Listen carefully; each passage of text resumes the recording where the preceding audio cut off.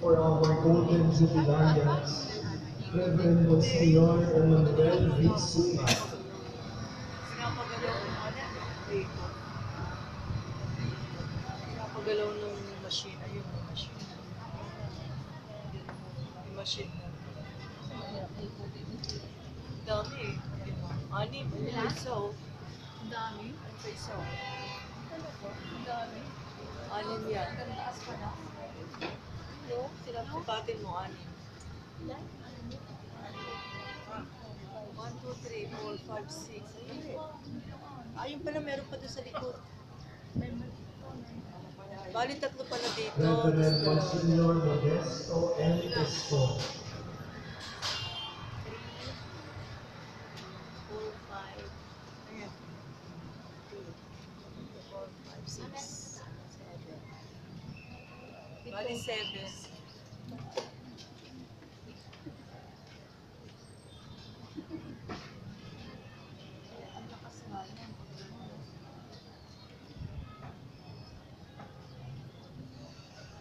Reverend Father Franklin M. Villanueva, Gawa-gawa.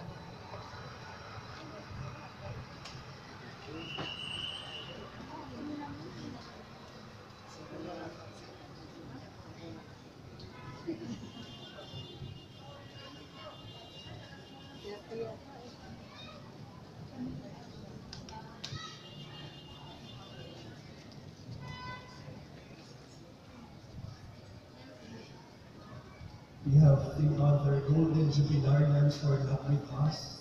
Reverend Father Benjamin E. Dovillo, Reverend Monsignor Narciso S. Ponferrada, and the Reverend Father Alex E. Yan. Kahit may misa?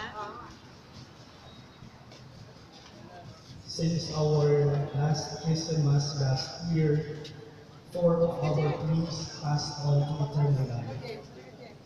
Reverend Monsignor Joseph Wang, Reverend Father Max Ocampo, Reverend Father Enrique Juan Santos, and Reverend Monsignor Pacifico M. Mendoza. We commend them with the love and mercy of the Father. And finally, let us also greet Reverend Father Edwin Mercado, who celebrates his birthday today.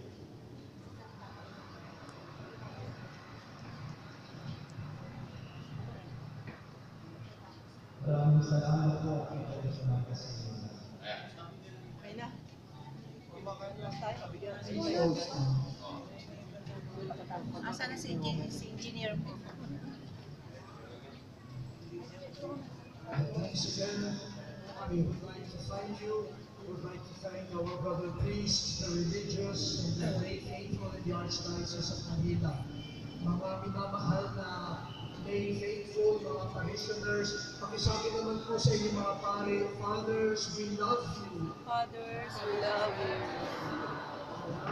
Mga brother priests, ano sa natin sa kanila? We love you We love you also. too.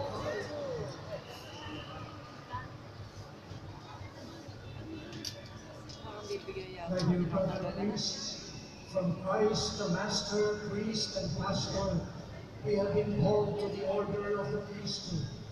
In this Eucharistic celebration, we have willed to renew our commitment to live in a manner always worthy of the vocation we have received. We have also christened Hindi natin mag-video pag hindi tayo dito. to emphasize the mystery of Masakit po ba sa tenga? the sacrament of Christ, who sanctifies every reality and situation of life. To you, brother bishops and priests, they are now entrusted in order that through your ministry, divine grace, bringer of strength and life, may flow into the souls. Respect, venerate, and protect with particular care these oils, signs of God's grace. The persons, places, and things that will be blessed by them may radiate the very holiness of God, who by a marvelous gift of His love is willed in the sacramental signs the events of salvation history might be mystically renewed. The Lord be with you, and with your spirit. Blessed be the name of the Lord, now and forever. Our help is in the name of the Lord, who made heaven and earth.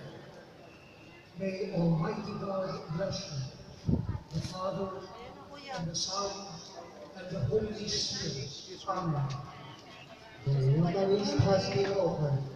Let us go to the priesthood house. Thanks be to God.